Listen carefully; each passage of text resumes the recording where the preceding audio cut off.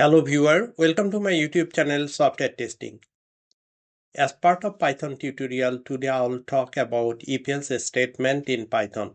Then there is a first question, what is if-else statement in Python?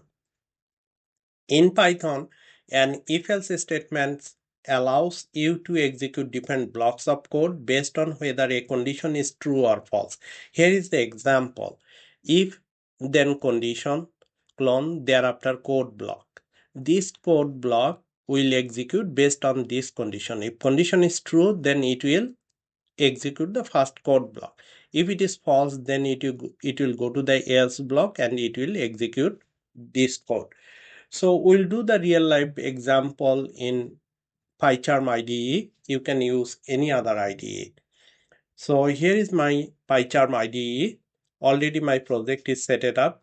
Those who are new in Python and need to know how to install Python and PyCharm IDE, I have a separate video for that in my channel. You can watch from there. So go to the project level, then right click in the project, then click new, then click Python file. Thereafter you need to type your file name. Let's say my file name is if else example. Then hit enter from keyboard. Here you need to write your code. Let's say I'm declaring a variable a equal to 25, b equal to let's say 20. Then we'll write our if else statement. If first condition is a greater than b, then clone. Thereafter we need to write our code block. Let's say print a statement over here, print a is greater than b. If that is not true, then we need to go to the else block, else, else. Then we can do print a statement over here, print a is not greater than b. So if we run this code, then what will happen? It will come to the if block condition. If a is greater than b, that means a value assigned value is 25, b is 20. That means this condition is true. Then it will it will execute only this line of code. It will not go to the else block. So let's run it to verify. Right click, run if else example. You see a is greater than b printed. Now if you change the value, let's say a value is 15, that means first statement will not be true. Then what will happen?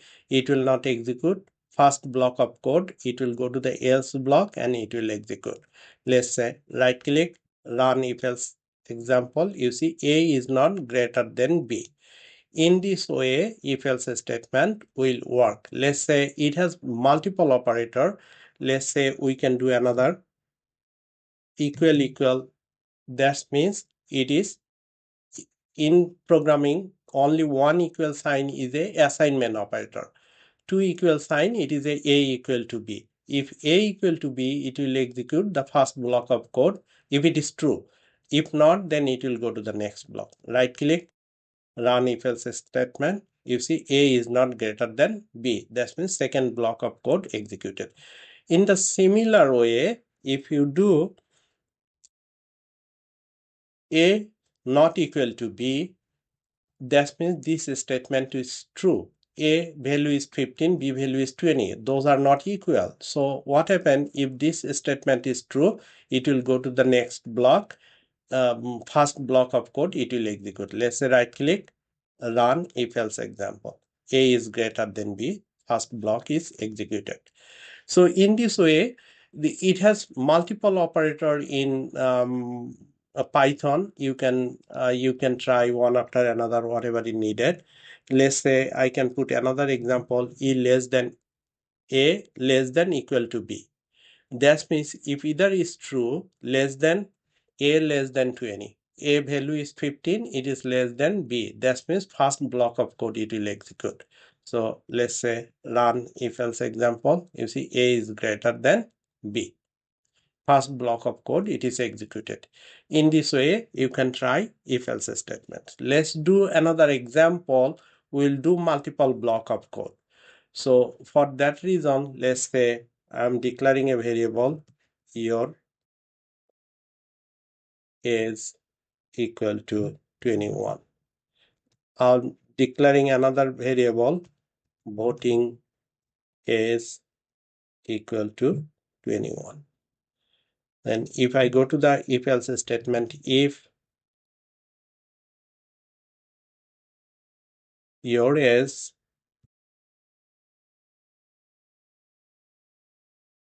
equal to voting is, then clone, then do the print statement, print you are eligible for vote. Okay. So let's say if your is equal to voting age, then you are eligible for vote. Thereafter, we can do L if, then if that is not true, it will come to the L if block. So L if block we can do, let's say copy from here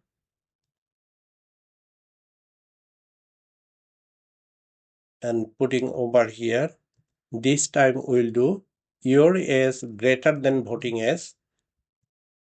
Then what will happen? It will execute this code block. Print. That means if you are over 21, your age might be 40, 50, whatever it is, then you are also eligible for vote. You are also eligible for vote. What happened? None of those conditions is not true, then what will happen?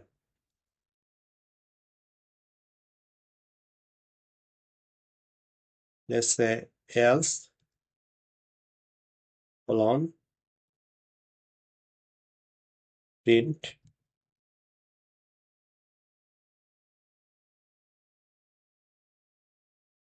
you are not eligible for vote.